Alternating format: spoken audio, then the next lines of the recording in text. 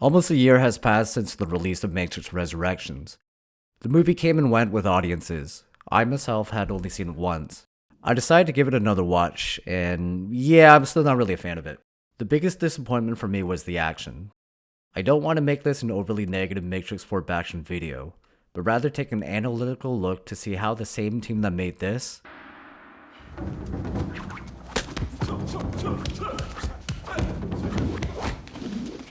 ended up making this.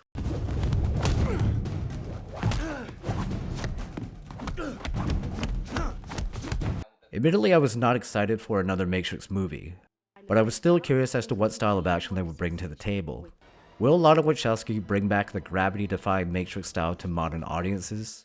Or will she adopt a grounded, realistic John Wick approach to what we have become so accustomed to? So I bought a ticket and watched it opening day. And yeah. First off, let's see what is missing from the original Matrix. Yuen Woo-ping, the man that basically created the Matrix fighting style. This was certainly a red flag. No man, calm down! However, I was still positive going into the movie. At this point, Hollywood has surpassed Hong Kong in action set pieces and fight scenes. Traditionally, there are two camps when it comes to shooting fight scenes. Coverage, or the Hong Kong style of shooting it in pieces. When you shoot in pieces, the choreography is meticulously planned to flow from one shot into the next. The more traditional coverage way is shooting large portions of the fight with multiple cameras at once. The flow and rhythm of the fight will then be figured out in the editing room. Now, there are advantages to both. Coverage is a lot faster and gives the studios options to change the fight to what they seem fit. The Hong Kong method of shooting in pieces allows the director to have full control of the end product. But it takes much longer to shoot, and the actors have to be athletic enough to perform the choreography.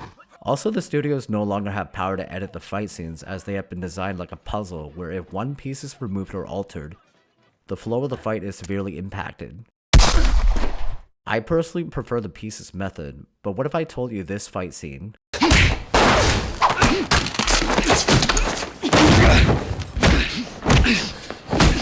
was shot the same way as this scene?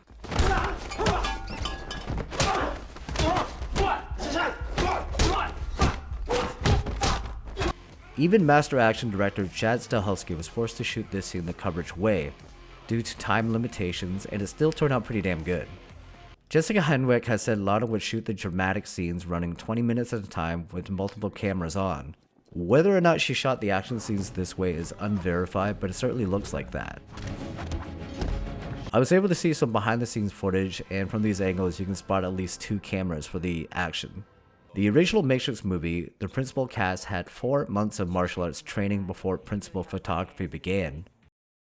Matrix 4 shut down for 5 months due to the COVID pandemic. Lana herself even thought she was not able to finish the movie, but was convinced by the cast to march on. Ultimately, filming resumed on August 16, 2020. The fact remains, they didn't even know they were coming back. From what I read online, most of them didn't even train during the downtime, other than Keanu Reeves and Jessica Henwick. I truly believe Lana Wachowski was just forced to shoot and edit the action scenes this way, to hide the fact that the majority of actors were not prepared to pull off the convincing long takes. And she may have been pressured by the studios to finish quicker. Even Keanu Reeves is slowing down in the hand-to-hand fight scenes. At his age, the gunfights and the grappling-heavy style of the John Wick films are perfect for him. I'm gonna let the master, Jackie Chan himself, explain this to further illustrate my point. Like an American movie, you can see there's a lot of movement. When the camera angle movement, that means the actor, they don't know how to fight. The director used the angle. Then the audience just very dizzy. Yeah, there's something going on. Then suddenly, boom, finished. And no one ever sets out to make a bad movie. It really seemed like they were handed the wrong cards, and they did what they could to finish the film, which is certainly admirable. That is it for this video, guys. Thanks for watching. Leave a like, leave a comment. For more content like this, please subscribe, and we'll see you again.